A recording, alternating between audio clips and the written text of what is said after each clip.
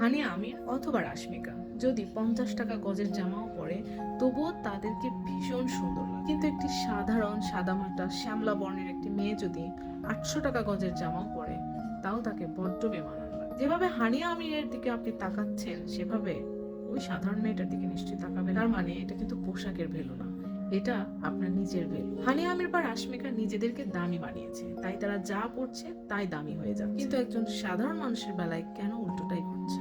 কারণ সে নিজেকে দামি বানাতে পারে। একটা সুন্দর জামা দেখলেই কিনতে ইচ্ছা করে, একটা সুন্দর লিপস্টিকের কালার দেখলে সহ্য হয় না, একটা ভালো জুতা দেখলেই কিনতে ইচ্ছা করে, একটা ভালো শার্ট দেখলে কিনতে ইচ্ছা করে, মনে হয় আমাকে না জানি কতই সুন্দর। কিন্তু বাস্তবে আসলে ঘটে উল্টো। আপনার জামার দামটা মানুষ জানে না বলে আপনি নিজেই ওই জামার দামটা বলে ফেলেন। হয়তো আপনি মনে মনে ভাবেন যদি আমি দামটা বলি তাহলে সবাই ভাববে আমি দামি জামা কাপড়। তো নিজেকে যদি দামি হিসেবে তৈরি করতে পারতেন তাহলে জামার দাম বলতেন। আপনি যাই পড়তেন না কেন সবাই ভাবতো এটা অনেক ব্র্যান্ডের একটা দামি পোশাক। ঋত্বিক রোশন রাস্তা দিয়ে হেঁটে গেলে সবাই ঋত্বিক রোশনের দিকে তাকিয়ে থাকে। শাহরুখ খান রাস্তা দিয়ে হেঁটে গেলে সবাই শাহরুখের জন্য পাগল হয়ে যায়। শাহরুখ খান যদি সব মিলে 500 টাকার ড্রেসও পরে বা 500 টাকার জুতাও পরে কেউ ওটা তাকিয়েও দেখে, কেননা শাহরুখ খান নিজে একটি ব্র্যান্ড। আমরা দামি পোশাক, দামি ঘড়ি, দামি জামা, দামি কাপড়, দামি সবকিছু দিয়ে নিজেদের দাম বাড়াতে চাই। আমাদের ব্যর্থতা এখানে। আমরা দামি জিনিস গায়ে জড়িয়ে দাম বাড়ানোর চেষ্টা, কিন্তু নিজেকে দামি বানানোর জন্য কোনো চেষ্টাই আমরা